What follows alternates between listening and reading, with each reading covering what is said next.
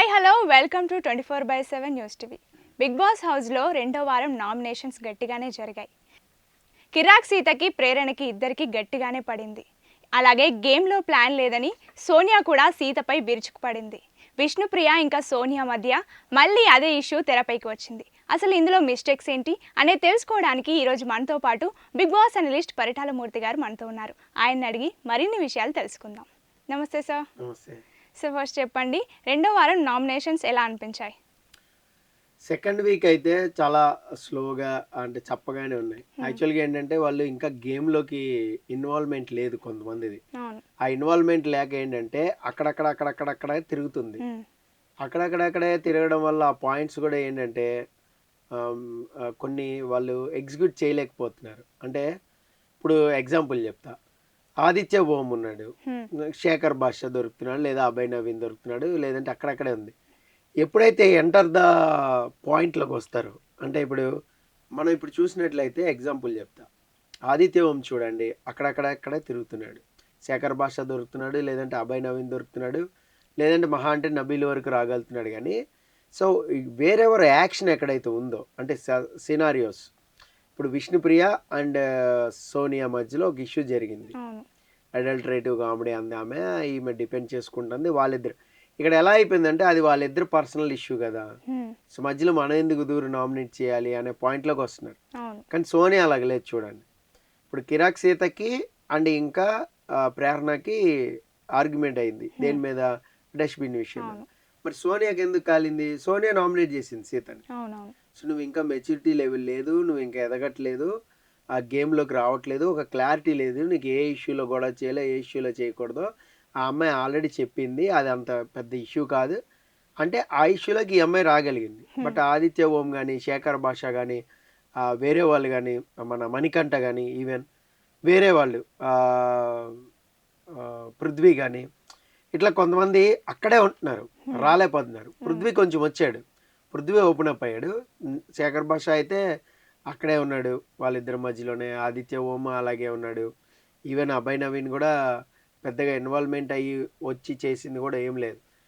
నేను ఒక ఎగ్జాంపుల్ చెప్తాను. లాస్ట్ టైం ఇదే అభయ్ నవీన్ మణికంఠని చాలా అగ్రెసివ్ ఇదైపోయావు, ఎమోషనల్గా వీక్గా ఉన్నావు, అగ్రెసివ్గా నీ ఎమోషన్ చూపెడుతున్నావు అని చెప్పి నామినేట్ చేశాడు. అంటే బిగ్ బాస్ హౌస్లోకి వచ్చినప్పుడు అన్నీ తీసుకోవాలి అని చెప్పాడు.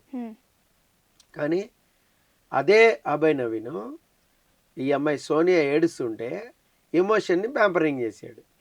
మీకు అర్థమైందా? అన్నీ తీసుకోవాలి కదా. ఇప్పుడు అమ్మాయి అడిగింది, నిఖిల్కి నీకు మధ్య ఫ్రెండ్షిప్ ఎలా కుదిరిందని అడిగింది, అంతే కదా. మరి అది కూడా తీసుకోవాలి కదా ఆయన లాజిక్ పాయింట్ అయితే. సో అక్కడ ఈ ఇష్యూ మీద మాట్లాడాల. సో నామినేషన్స్లో ఏంటంటే వాళ్ళు గేమ్లో ఉండట్లా, వాళ్ళ పర్సనల్ ఇష్యూ ఏదైనా ఉంటే మాట్లాడుకుంటున్నారు, పర్సనల్ ఎజెండాలు ఉంటే మాట్లాడుకుంటున్నారు, లేకపోతే ఫస్ట్ వీక్లో చిన్న చిన్న పాయింట్లు అయితే అవుతాయి కాదని అన్నాం. బట్ 2-3 టాస్కులు జరిగినాయి కదా, 2-3 టాస్కులు జరిగినప్పుడు దాని మీద కూడా మనం మాట్లాడుకుంటూ చేసుకోవచ్చు కదా. మీరు క్లాన్లో ఉన్నారు, ఆపోజిట్ క్లాన్ వాళ్ళని మాత్రమే చేయాలన్నారు. సో అక్కడ చాయిసెస్ తీసుకోవచ్చు కదా. నాకు ఈ చాయిస్ ఉంది, నాకు ఈ చాయిస్ ఉంది, దీని మీద అడ్రస్ చేద్దాం, దీని మీద చేద్దాం. ఇప్పుడు ఎగ్జాంపుల్ చెప్పాలంటే అభయ్ నవీన్ ఉన్నాడు, విష్ణుప్రియ తప్పు ఉంది అనుకోండి, విష్ణుప్రియకి నామినేట్ చేసి మాట్లాడచ్చు కదా. అంటే రావట్లేదు గేమ్లోకి. ఆదిత్య ఓము అసలు గేమ్లోనే ఉండట్లా, గేమ్లో ఉండట్లా. గేమ్లో ఉండటం ఆయన ఏమనుకుంటున్నాడు అంటే ఒక అగ్రెసివ్గా అరిచి నా పాయింట్లు చెప్పేస్తే నేను గేమ్లో ఉన్నట్టే. అది కాదు, గేమ్ ఏం జరుగుతుంది, పక్కన వాళ్ళు ఏం చేస్తున్నారు, వాళ్ళే గేమ్ ఆడుతున్నారు, వీళ్ళే గేమ్ ఆడుతున్నారు, ఎవరి వల్ల ఎవరికి నష్టం జరుగుతుంది అంతెందుకండి. ఒక్కళ్ళైనా నిఖిల్ సంచాలక్ ఫెయిల్ అని నామినేట్ చేశారా? Simple as simple as. అక్కడ మొత్తుకున్నారు, అవకాశం వచ్చింది. సో నువ్వు శరీరం అంతా అంటే బాడీ మొత్తం అని చెప్పి గొడవ చేశారు. మరి నామినేట్ చేయడానికి ఏమైంది? సంచాలక్గా ఫెయిల్ అయ్యావని చేయలేదు. ప్లస్ ఇంకొకటి, వేరే పాయింట్స్ ఏవైతే ఉన్నాయి జరిగినాయో సినారియోస్లో, గేమ్లో అడ్డొచ్చారనో లేదంటే స్ట్రాటజీలు ప్లే చేశారనో వీళ్ళు కూడా ప్లే చేశారు కదా. ఫస్ట్ పృథ్వీ కొట్టాడు కాల్తోని బ్రిక్స్ పెడుతున్నప్పుడు, ఆదిత్య వాట్ ఈస్ దిస్ అన్నాడు. మరి ఆయనకి ఇప్పుడు గుర్తు రాలేదా నామినేట్ చేయడానికి పాయింట్? నేను చక్కగా ఇటుకలు పేర్చుకుని బ్యాలెన్సింగ్ టాస్క్ ఆడుతున్నప్పుడు నువ్వు నన్ను ఇది చేసినావు అని రావాలి కదా. ఆపోజిట్ టీంలోనే ఉన్నాడు కదా, సేమ్ క్లాన్లో లేడు కదా. అవును. మీకు సేమ్ క్లాన్లో ఉంటే చేసుకోవద్దని చెప్పిండు బిగ్ బాస్. సో ఆపోజిట్ క్లాన్లో ఉంటే చేయొచ్చు కదా. ఇప్పుడు ఆపోజిట్ క్లాన్ వాళ్ళే కదా వచ్చి డిస్టర్బ్ చేసింది. ఐడియా ఎవరిదైనా కానీ ఇప్పుడు అభయ్ నవీన్ చేశాడు ఆదిత్య ఓం, కానీ రీజన్ ఏం చెప్పాలి, ఇలా నువ్వు బ్రిక్స్ బ్యాలెన్సింగ్ టాస్క్లో నువ్వు స్ట్రాటజీ ప్లే చేసావు, అది కరెక్ట్ కాదు, అప్పుడు నువ్వు గేమ్లో ఉన్నట్టు. అవును. ఇంత ఇంత డీప్ అనాలిసిస్ నాకు తెలిసి వాళ్ళ హౌస్లో చేసుకోలేరు. వాళ్ళకి వాళ్ళు ఎప్పుడైతే చేసుకుంటారో వాళ్ళు గేమ్లో ముందుకు వస్తారు. అరే భలే పాయింట్ చెప్పిండు ఆయన అని మనం కూడా అనుకుంటాం. అవును. సో మనకి ఇక్కడ నుంచి బయట నుంచి అన్నీ తెలుస్తూ ఉంటాయి. సో ఎప్పుడైతే మీరు ఇలా గేమ్ ఆడతారో ఆడియన్స్ పాయింట్ ఆఫ్ వ్యూలో గ్రాఫ్ అనేది పెరుగుతుంది. అవును. సో ఓవరాల్గా చూస్తే నామినేషన్స్ అనేవి చాలా చిరాగ్గా ఉన్నాయి. ఒక పాయింట్ లేదు. మీరు గేమ్లో డిస్టర్బెన్స్ వచ్చినా కూడా లైట్ తీసుకుంటున్నారు. అవును. ఈవెన్ నాగార్జున గారు కొన్ని హింట్స్ కూడా ఇచ్చారు. కత్తులు గుచ్చారు కదా వెళ్ళి, అవును. నల్ల కత్తి గుచ్చారు, చురకత్తి గుచ్చారు, ఇంకో అన్ని కత్తులు గుచ్చారు కదా. గుచ్చినప్పుడైనా పాయింట్స్ ఉండాలి కదా అట్లీస్ట్. అవును. ఇప్పుడు ఎంతసేపు సీత, ప్రేరణ, డెస్మిన్ ఇష్యూ తప్ప వేరేది లేదు. అవును. సోనియా, ఈ అమ్మాయి విష్ణుప్రియ, ఇది తప్ప ఏది లేదు. అది వాళ్ళకి వాళ్ళు నామినేట్ చేసుకుంటారని తెలుసు. ఇంకా సోనియా కొద్దిగా మెచ్యూరిటీగా తను చేయలే విష్ణుప్రియని, మళ్ళీ ఎందుకు రప్చర్ చేసుకోవడం అని. బట్ విష్ణు వదల్లా, చేసేసింది. అలాగే విష్ణు లాస్ట్ టైం మణికంఠ చెప్పింది కూడా బ్రెయిన్లో ఉంది, హర్ట్ అయింది, అది కూడా చేసేసింది. సో తనకి పాయింట్స్ ఉన్నాయి, పర్ఫెక్ట్గానే ఉంది. సో నేను మిగతా వాళ్ళ సంగతి ఏంటంటే గేమ్లోకి ఉండట్లేదు. గేమ్లోకి ఉంటే ఇప్పుడు నేను చెప్పిన పాయింట్స్ ఏవైతే ఉన్నాయో అవి డెఫినెట్గా వాళ్ళు ఎనలైజ్ చేసుకోవాలి. ఎనలైజ్ చేసుకున్నప్పుడు వాళ్ళ గేమ్ ఏం ఆడుతున్నాం, మనకి ఎక్కడ ఎవరు అడ్డొస్తున్నారు, దాన్ని బట్టి ఆ పాయింట్స్ లాగి నామినేట్ చేయగలుగుతారు. సో ఈ నామినేషన్స్ అనేవి చూస్తే చాలా సింపుల్గా క్వైట్గా ఏదో చెయ్యాలి కాబట్టి తప్పదు కాబట్టి చేసినట్టు. నిఖిల్ చూడండి, ఇంకా టెలికాస్ట్ కాలేదు, లైవ్లో అయిపోయింది. నిఖిల్ ఏమంటాడంటే నా దగ్గర పాయింట్స్ లేవు బిగ్ బాస్, నేను అసలు ఎవరిని చేయాలో కూడా నాకు తెలియట్లా, నా దగ్గర పాయింట్సే లేవంట.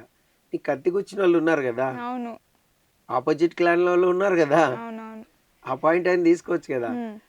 తీసుకోక పృథ్వీని తీసుకున్నాడు, ఏదో రీజన్ చెప్పాడు, పృథ్వీ ఎదురు తిరిగాడు. ఇక నామినేషన్లోనే నీకు క్లారిటీ లేదన్నాడు పృథ్వీ. సో అక్కడ నిఖిల్ గ్రాఫ్ ఏమవుతుంది, డౌన్ అయిపోతా ఉంది. ఇప్పుడు ఆయన సంచాలక్గా ఉన్నాడు. సంచాలక్గా ఉన్నప్పుడు ఆపోజిట్ క్లాన్స్లో ఎవరు మిస్టేక్ ఆడారో అది చెప్పొచ్చు కదా పాయింట్. ఇప్పుడు ఏమనాలి, నువ్వు ఫౌల్ గేమ్ ఆడావు పృథ్వీ, నేను సంచాలక్గా ఉన్నప్పుడు నువ్వు ఫౌల్ గేమ్ ఆడటం కరెక్ట్ కాదు. ఈ పాయింట్ మీద పృథ్వీని చేసుకున్నాడు అనుకోండి, గ్రాఫ్ పెరిగిద్ది. పాయింటే లేదంటే బుర్ర ఉండాలి కదా ఆలోచించడానికి, అందుకే బుర్ర లేని నామినేషన్స్. బుర్ర ఎక్కడో బేరే వాళ్ళు పెట్టేసి వచ్చారు అందరూ. ఇప్పుడు విష్ణుప్రియ సోనియాని కావాలని ఇరిటేట్ చేస్తోందా? కావాలని ఇరిటేట్ చేస్తుందా అంటే మనం ఆ పాయింట్ని అక్కడతో ఆపేసుకుంటుంది ఆమె. ఎందుకంటే కొంచెం ఇంకా బాగా లాగితే తెగిపోద్ది అని తెలుసు, బట్ విష్ణుప్రియ తీసుకోలేకపోతుంది. సో నువ్వు ముద్ర వేసేసావు, మీరు అలాంటి షోలే చేసి వచ్చారు కదా. నిన్న ఒక మాట అంది యాక్చువల్గా, ఏంటి మీరు ఎలాంటి డ్రెస్సులు వేసుకుని పక్కన నుంచి ఉంటారో మాకు తెలుసులే అని. అది కరెక్ట్ పద్ధతి, కరెక్ట్ వర్డ్ కాదు అది యాక్చువల్గా సోనియాకి. ఎందుకంటే సోనియా కూడా ఒక అమ్మాయే కదా యాక్చువల్గా. సో ఎవరు ఫ్రీడమ్ ఆఫ్ డ్రెస్సింగ్ వాళ్ళకు ఉంటుంది. సో మనం చూసే దృష్టికోణమే కరెక్ట్గా ఉండాలి. ఎవరైనా సరే, వాళ్ళు ఎవరైనా సరే, ఇప్పుడు మీరు కూడా యాంకర్, సో ఎవరైనా సరే అలాగే ఉండాలి. మనం ఎలా చూస్తున్నాం, ఏ దృష్టితో చూస్తున్నాం అనేది మెయిన్ ఎక్కువగా ఇంపార్టెంట్. అక్కడ ఏంటంటే వీళ్ళు అలాంటి టైప్ ఆఫ్ షోలే చేశారు, వాళ్ళ లాంగ్వేజ్ అలాగే ఉంటుంది, వాళ్ళు అలాగే మాట్లాడతారు అనుకోవడం తప్పు. నిన్న సీతతో కూడా ఇదే ఆర్గ్యుమెంట్ అయింది సోనియాకి. ఎందుకంటే సోనియా ఎప్పటికప్పుడు ఏం చేస్తుందంటే ఒక ముద్ర వేసేయాలని చూస్తుంది. ఇది కంప్లీట్గా మై పర్సెప్షన్, నా పర్సెప్షన్ చెప్తున్నా. సోనియా ఏం చేస్తుందంటే ఒక ముద్ర వేయడానికనే ట్రై చేస్తుంది. ఏంటంటే ఫస్ట్ నుంచి కూడా ఫస్ట్లో నిఖిల్తోని ఒక ఆర్గ్యుమెంట్ అనేది పెట్టుకుంది. ఏంటి, నువ్వు ఫేవరెటిజం చూపిస్తున్నావు, నువ్వు కావాలనే యష్మిని చీఫ్ని చేసుకుంటానికి నీ పాత్ర ఉంది, అలాగే కావాలనే ప్రేరణని ఏది నామినేషన్స్ అప్పుడు సేవ్ చేశారు యష్మి కానీ నువ్వు కానీ. ఇది బయటికి తెచ్చి ఆడియన్స్కి తెలియజెప్పే ప్రయత్నం అయితే ఖచ్చితంగా చేస్తుంది. ఇంకొక విషయం ఏంటంటే ఇప్పుడు విష్ణుప్రియ కానీ సీత కానీ మనకి ఏ షోస్ చేసి వచ్చారు అనేది ఆడియన్స్ నో. ఆ షోలు చేసి వచ్చారు, ఆ డైలాగ్ కూడా అంది, నాకు తెలిసిలే మీరు ఏది చేసి వచ్చారో అనే డైలాగ్ కూడా వచ్చింది, నోట్లోంచి వచ్చింది. అలాగే డ్రెస్సింగ్ సెన్స్ గురించి వచ్చింది. అలాగే మీ అడల్టరేటివ్ కామెడీ ఎట్లా ఉంటుందో నాకు తెలుసు, నన్ను మాత్రం అందులోకి గుంజాలని చూడొద్దు, ఇలా సంథింగ్ అంటే ఇక్కడ ఏంటంటే మీ గురించి ఏది మాట్లాడినా అదే పోర్ట్రే చేస్తారు అనేది కరెక్ట్ కాదు. హ్మ్. నీ బుద్ధులు అలా ఉన్నాయి కాబట్టి నీకు అలాగ అనిపిస్తుంది, పచ్చకామరలకి అందరికి పచ్చగానే కనబడుతుంది అనే విష్ణుప్రియ అక్కడ అటాకింగే చేసింది. అవును. అయితే ఇది ఏంటంటే జడ్జిమెంట్ అనేది ఇవ్వాలి యాక్చువల్గా. అక్కడ జడ్జిమెంట్ అనేది నాగార్జున గారు ఇవ్వకపోతే నాగార్జున సరే చెప్పారని తను డిసైడ్ అయిపోయింది సోనియా. హ్మ్. నాగార్జున గారే చెప్పారు కదా ఎవరిది ఏంటి అనేది. అంటే ఎవరు చెప్పారు, నాగార్జున గారు ఏం చెప్పారు? సో నేను ఫ్లాప్ అన్నారు కానీ నేను హిట్ అనలేదు కదా. హ్మ్. అంటే హిట్ యావరేజ్ రెండు ఒకటే కేటగిరీ, ఇట్లా వెళ్ళిపోయింది ఆర్గ్యుమెంట్ అనేది. హ్మ్. సో ఇంకా ఆర్గ్యుమెంట్ అనేది ఉంది, అది కూడా నడుస్తుంది. సీత నామినేషన్స్ అప్పుడు కూడా ఉంటుంది ఇది.